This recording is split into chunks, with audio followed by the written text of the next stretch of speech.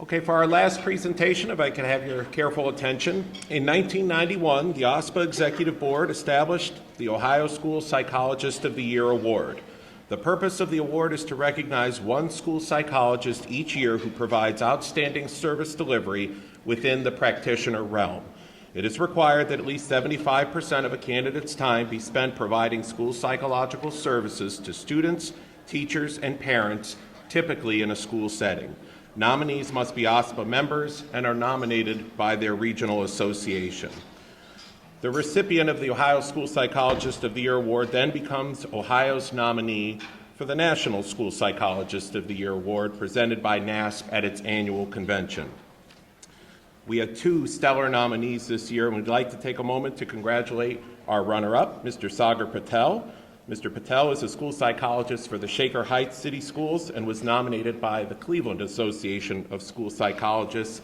Congratulations to him. Unfortunately, he couldn't be here today, but we are very proud to share this profession with him. After careful consideration of the nominees, this year's recipient of the 2019 Ohio School Psychologist of the Year is Mr. Charles Archer. Chuck.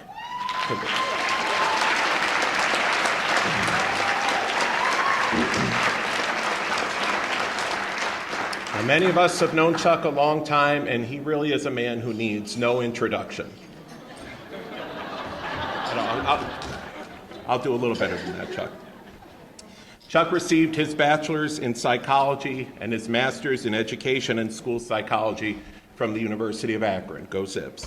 He spent his first 10 years as a practitioner working in school districts in Canton and Ashtabula, and since 1990, he has worked for the Zanesville City Schools. In addition to the typical role of a school psychologist, Chuck also works for Zanesville in a research capacity in which he compiles, analyzes, and shares data across the leadership of his district up to and including the superintendent.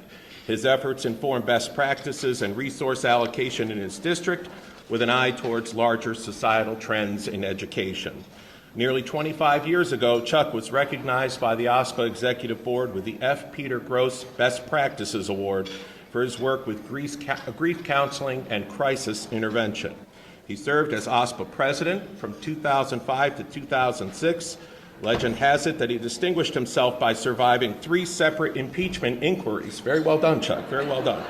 When asked to reveal the secrets of his successful term, Chuck cited his ability to communicate a vision and a purpose, his ability to rally others to a common cause, and his ability to isolate and destroy every one last of his opponents. So well done, Chuck.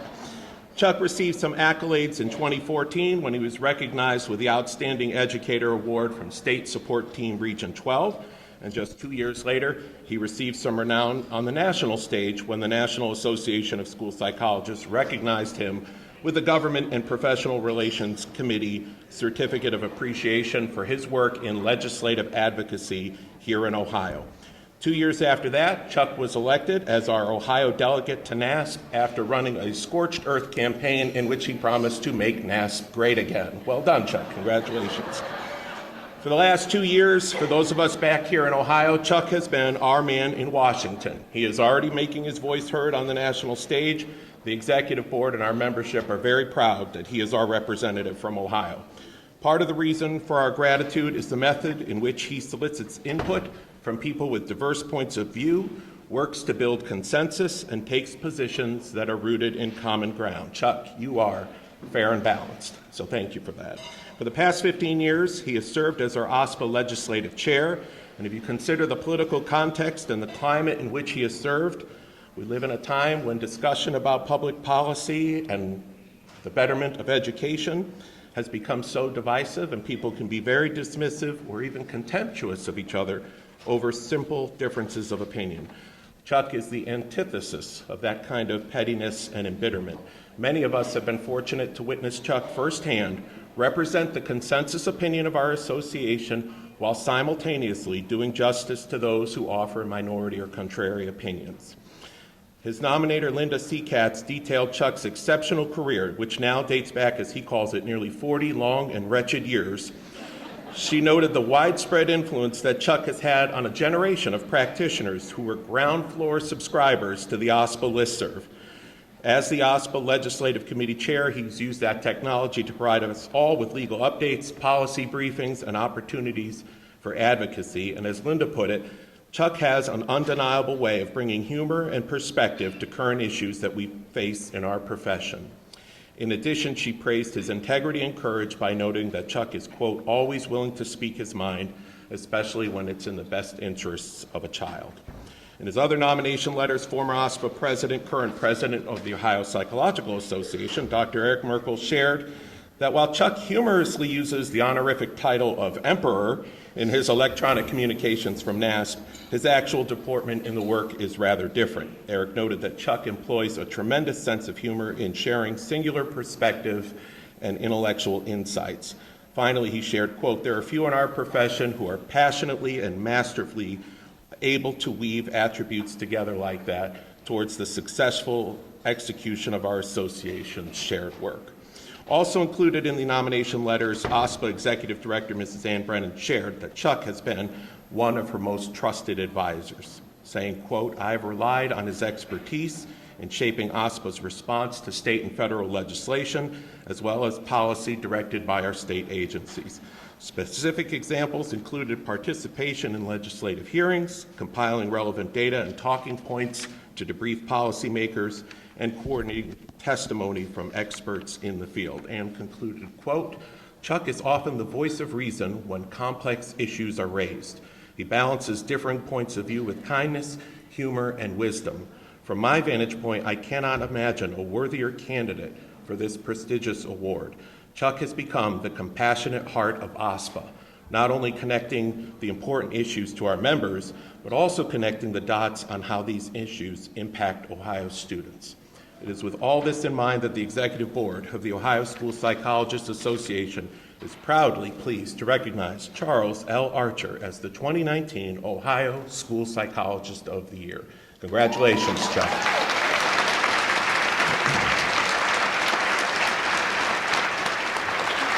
Thank you. Thank you. For those that don't know me, I am Chuck Archer, late career professional. Our motto is we might not be able to outwit or outplay you, but by golly, we're going to outlast you.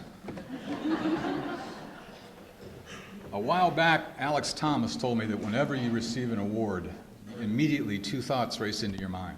One is, number one, you're not worthy of that award. What did you do to deserve that? And number two is, oh crap, now they're going to find out you're the fraud you really have been all these years. And I must admit, those thoughts rang through my head. When my colleague Linda Seacatz told me that I had been selected as the School Psychologist of the Year, my first words were, really? Are you kidding?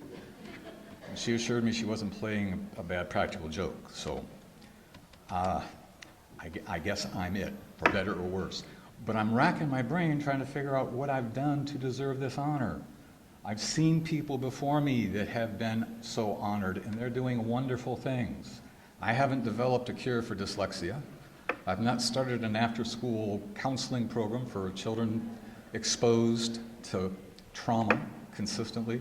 I've not done any of those things. And listening to the scholarship recipients, I don't think I'd ever got into grad school. So I'm racking my brain trying to think, how in the world could I do this? And tripping through memory lane, I decided on psychology was the field I wanted to go into when I was in the 10th grade at Akron East High School, and the English teacher, and English teachers are a rare breed, aren't they? They're all passionate about something, poetry, literature, the arts, drama, something like that. Well, Mr. Schumann was passionate about motivation and how people decide to do things as an English teacher. And that was my introduction to psychology. And I thought, that's pretty cool. I want to do this.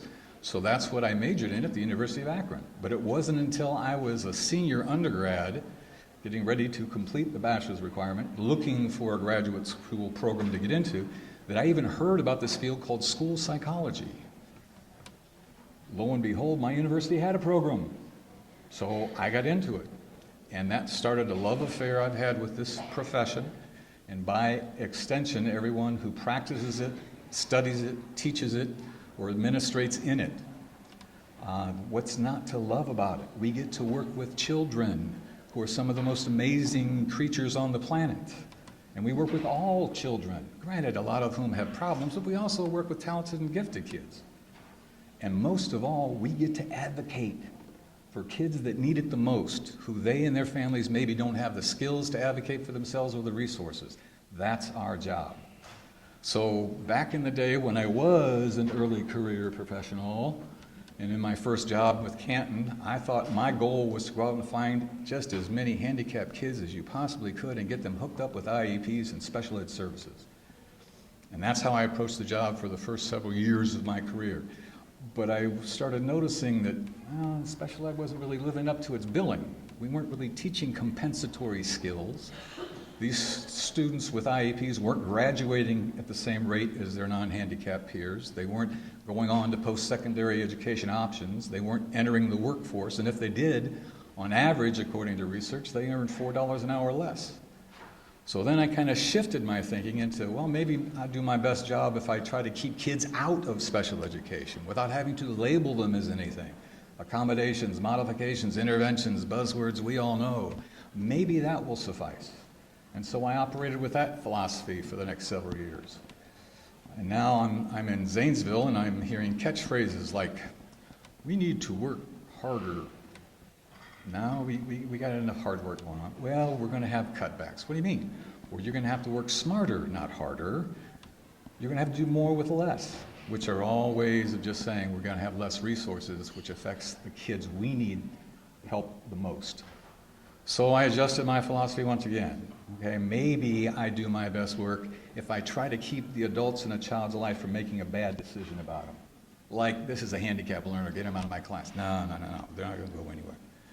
Or this kid needs to be retained. Oh, please don't use that R word. So my philosophy was, maybe I can try to keep kids from experiencing the negative consequences of bad decisions. And then, as our national organization and our state organizations, we emphasize social justice issues, and this idea of implicit bias really struck a nerve with me. And I had to ask myself, who are you to decide what's a bad decision about a kid? Especially when you're talking about the adults in their life being parents and teachers. Parents have known them from the day they were born. Teachers see them every day. You see them what? For a couple hours on a one-shot deal, you swoop in, you swoop out. So, judge much? So I adjusted my philosophy once again.